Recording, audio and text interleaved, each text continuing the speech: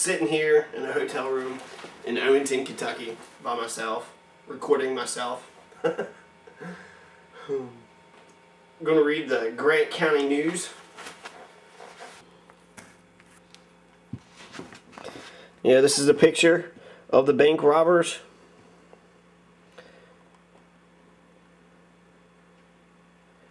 One had an orange wig on, one's got, you know, like a blue ball cap. He's clearly white. The other guy's white, but he's got some black, you know, he's got a mask on, or one of those hats, ski mask, and a blue hooded jacket.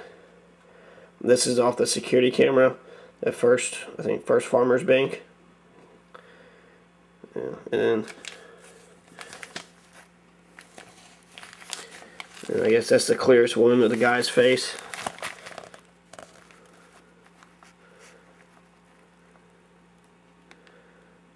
And you know, there's the blonde taking the money, and then there's him looking at the camera. But you can see, you can tell nothing about his features whatsoever.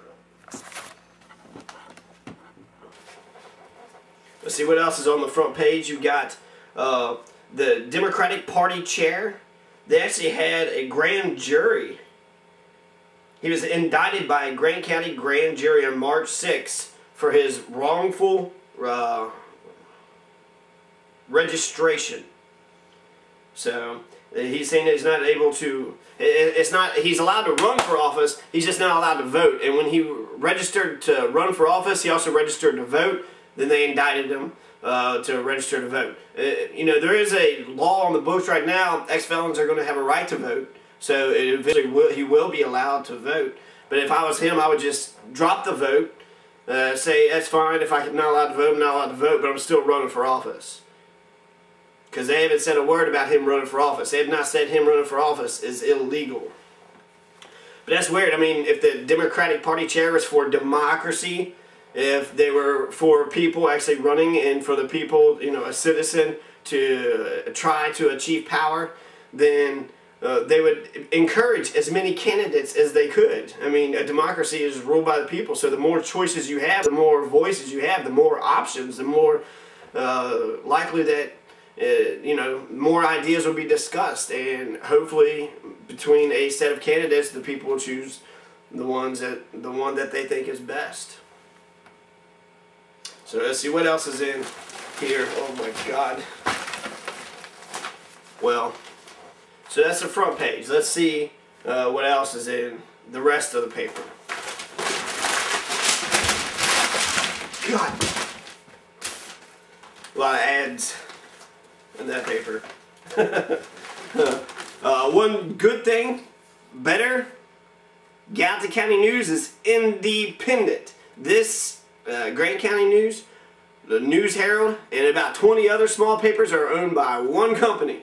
So I'm glad that they're going to small towns and getting the message out and having a good quality paper that they produce.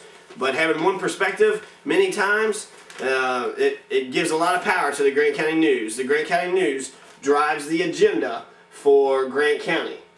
They drive the agenda. Whatever they talk about, and they try to be as objective and unbiased as possible, but they're human, and they pick stories which intrigue them and which can sell more papers. So, Grant County News, every daily in every county, News Herald dictates the agenda here, and the Gallatin County News dictates the agenda in Gallatin County. So, okie dokie. And actually, the Grant County News, there's a lot to this. I mean, they put in a lot of stuff. I mean, you see.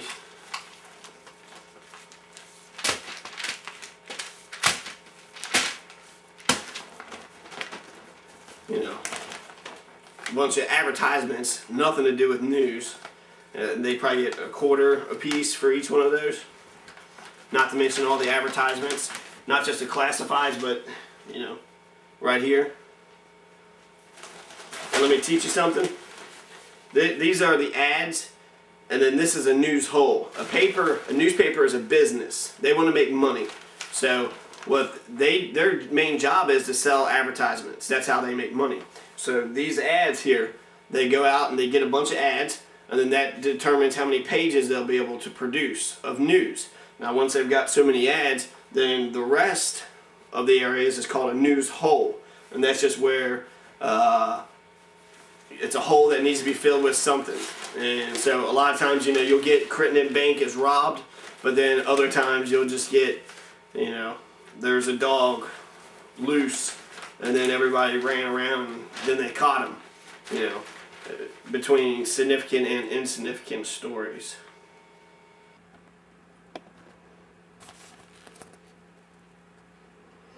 Okay, here's a good section. It says, worth repeating, politics, it seems to me, for years or all too long has been concerned with right or left instead of right or wrong. This section in the Grant County News lets you know who your elected representatives are. The senators for Grant County, you got Jim Bunning, Mitch McConnell. State senator is Damon Thayer. Their state representative is Royce Adams, and also gives the phone numbers for you to contact them. County judge is Darrell Link. The mayor for Corinth, Billy Hill. Mayor for Crittenden is Gail Caton, and the mayor for Dry Ridge is Clay Crupper, and the mayor for Williamstown is Glenn Caldwell. And in the Grant County News, they also got this religion section. It's a whole page on religion, which is the same identical thing that the News Herald does. They are also both of these corporate papers. I forget what the owners are called. It's not Lexmark. I don't know. But okay, you got full page section dedicated to just religion. And in each one of these papers, I mean, we got churches all over the place. You know, Camp Northwood Connections, Dry Ridge Christian, Corinth Christian, Family Worship Center, Church 2020. You know, you can see those.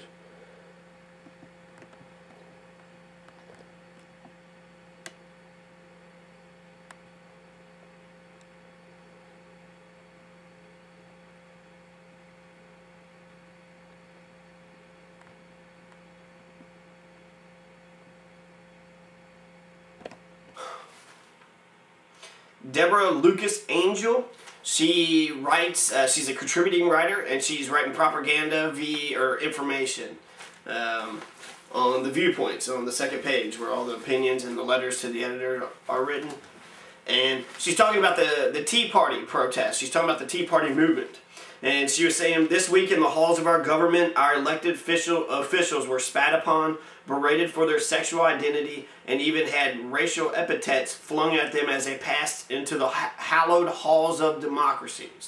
And she also said that she called the Tea Party movement, she called them John Q. Public. And I think that's an important point, because the public has a lot to be pissed off about, and they should be pissed off. They should be really angry about the economy, about the way the leaders have been running things. But right now, the Tea Party movement, I think, is they need to turn off their Fox News. They need to quit listening to Glenn Beck. They're giving them an easy solution for a complicated problem. Why is your life so crummy? Your life is so crummy because of the Democrats, because of the government. That's the government's fault. So stop government. Government's going to get you. Watch out. Here they come. Fear, you know, scare, scare, scare. And that's what the Hitler was doing to the Nazis. That's what Goebbels and their propaganda machine, they were spewing that out.